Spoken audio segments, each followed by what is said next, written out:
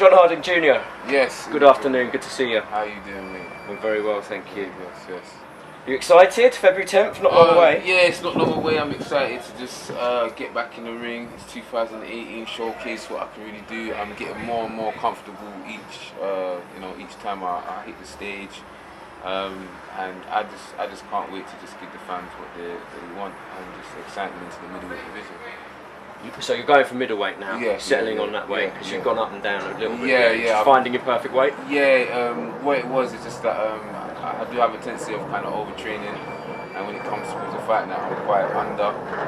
We got a lot of weight, so I'm trying to balance that middle. My last one was at light middle, so I'm trying to balance that middle. So it's your first fight? That'll be my second at middleweight.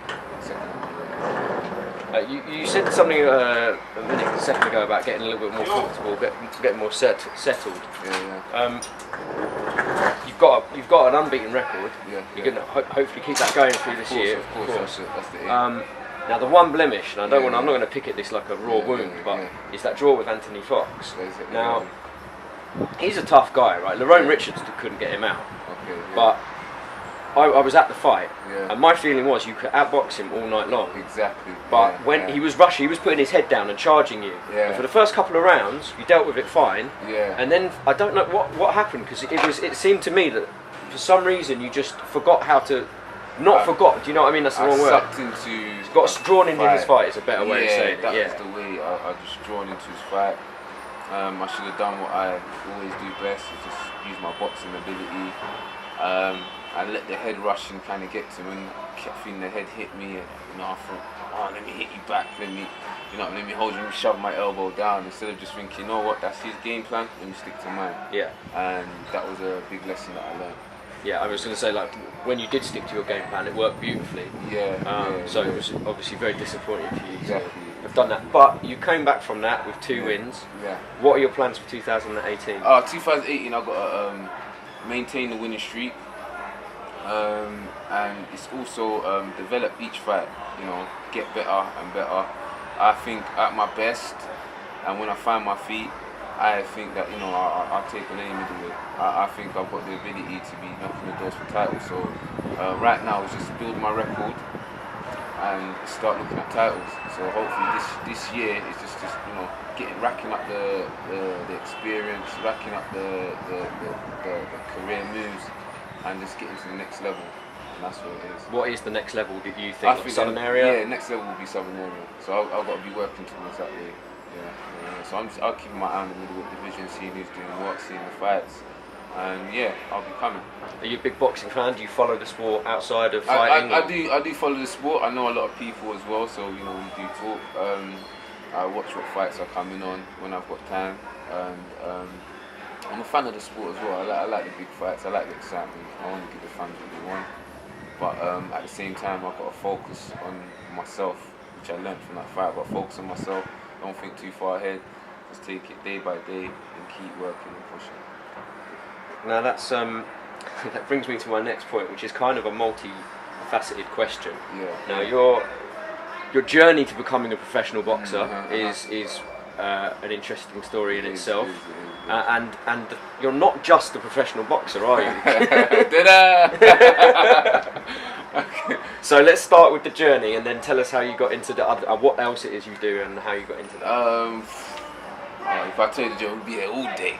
But if I go as early as possible, growing up in New Cross was my estate, and everything was people either do music in terms of garage rapping, and someone would play instrumental, and then everybody would be rapping over the beat and rap battles and all that. And if not, you're fighting, you know what I mean? You have an argument, people make a circle and you fight. So those are the 2 things I was just always used to.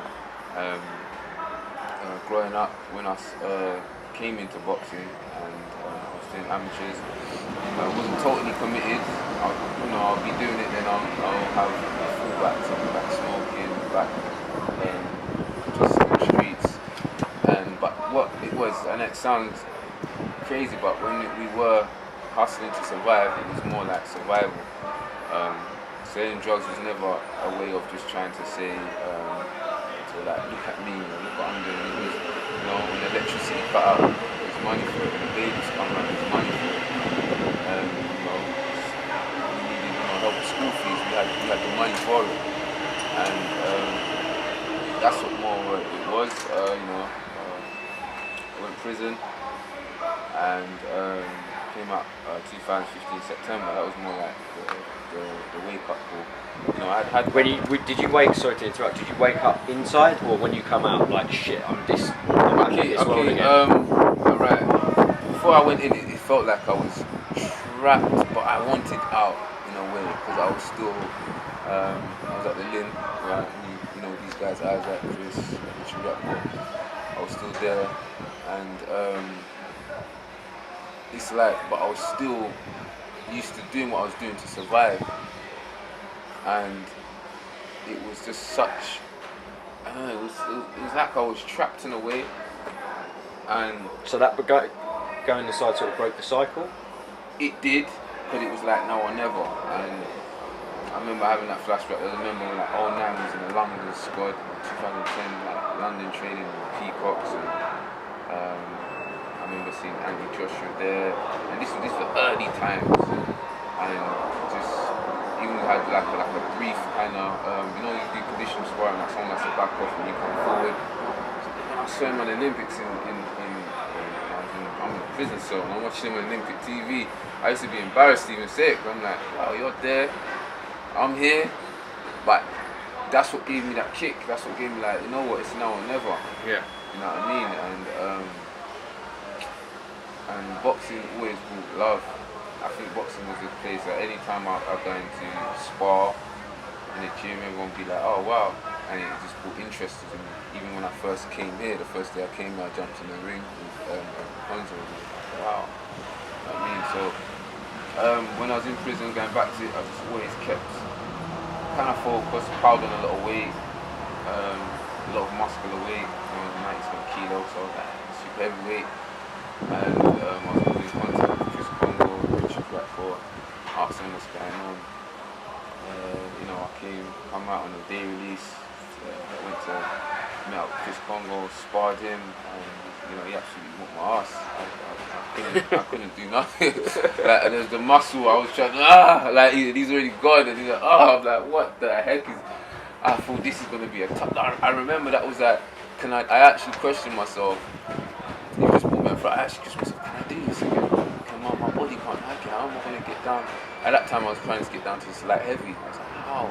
How am I gonna lose? This 13, 14, 15 kilos. How can I do it? How did you do it? You know what? It's a good question. Dedication, hard work. One of my main things was I came out to a lot of negativity. A lot of people held things.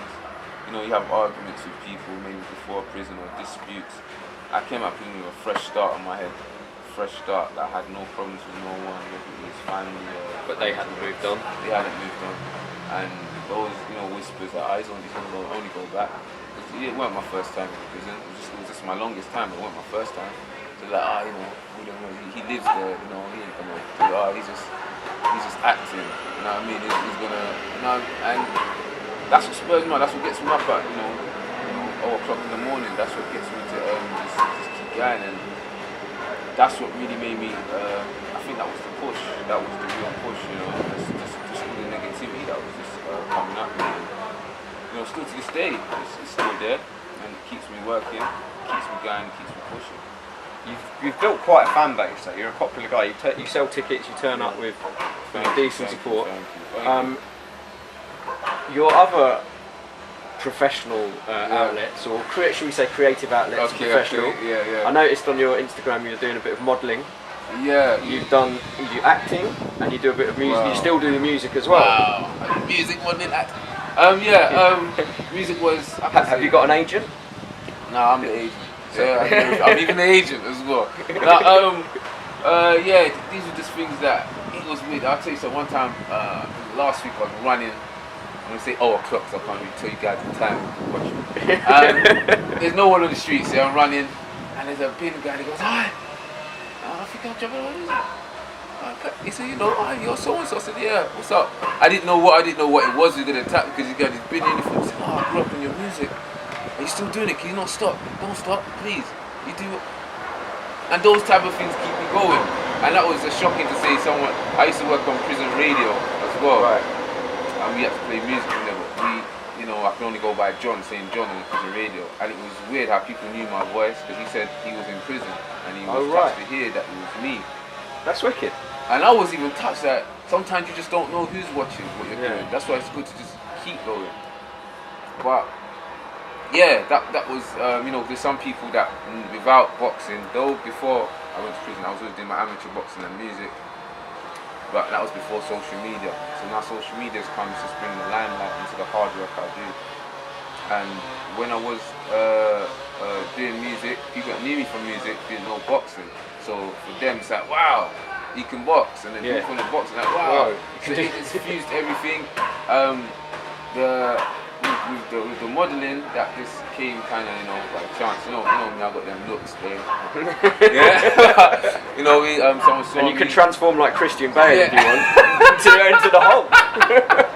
He's got jokes in it. She's a comedian. So yeah, and they just was like, someone just said to me, you've got looks. You look like you can do something. I just said, oh, how much you gonna pay me? And at that time, I needed help towards my medical, and it was just blessed that me doing a model or performing at a show was able to fund up instead of me having to say, listen, can I get a sponsor? Hello, can everyone sponsor me, please? But you know what I mean? Yeah. So my talents I've used my talents to always fund boxing.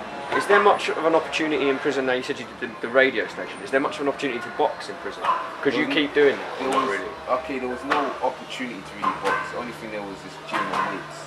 Right. You know what I mean? So, only thing I could say, just mentally focused. There's not much of the outside world there. The only thing you're doing is always thinking of the outside. But it was just, I was preparing for this. I saw this day, I dreamt this day, I dreamt you there, I dreamt the camera there. I dreamt and I visualized, and anyone that hurt me in my past or broke away, I always said I'm going to be great, I'm going to be remembered, I'm going to go down, I'm going to be an inspiration. And every time on my knees, when I was in that prison, so I prayed every single day. I prayed every day, and I said, God make me an inspiration. And it's so touching now that, I check my email, people want me to speak here, or people stop me from down the street and want a picture. Like, it's not like, I haven't had 20 fights, I ain't fought for no world titles or nothing, but it's truly from my heart. I'm truly blessed. Anyone that's even watching it, I'm thankful that all the publicity I've been getting from just turning my life around. But not to toot my horn, is the main thing I want people to do is when they watch this or when they see me, I want them to go out and get it, because I'll be touched. I want them to, whatever they feel they can do. If I can jump in a boxing ring and grab a microphone and jump on the stage, you know what I mean, or take pictures, for a model and get paid, then what can you do? And I was just in prison not long, 2 years ago. 2 years ago, I stepped out the gates with nothing. So I want people out there that's watching this to actually say, you know what, I'm going to do it. It's not too late now. I'm not going to be the couch watching the TV. I'm going to be in that TV, and the couch is going to watch me. So, well, the first step on that, if the people do want to watch you, they can come to your call on February the 10th, the Titanium show. What can people who are coming to see you fight expect to see? Say someone that doesn't know the first thing about John Harding, except for being impressed by you in this interview. Someone that doesn't know me, what they expect to see, man. I've got good movement. I love moving on my toes. Nice jab, nice little feints. I love entertainment, man. Boxing is a form of entertainment. People are there to entertain you, paying your money. So I kind of like to just do it, but do it in style, and I like to entertain, man. Our people will be entertained, whether it's from entering in that ring to going through the rounds. I promise nothing but entertainment. That's a wonderful point to end on. Just tell people at home where they can get tickets from you, follow you on social media. Okay, listen, follow me on social media, Pest the Superstar, on all social media, Snapchat, Instagram, Twitter. You can hit me up. Just message me.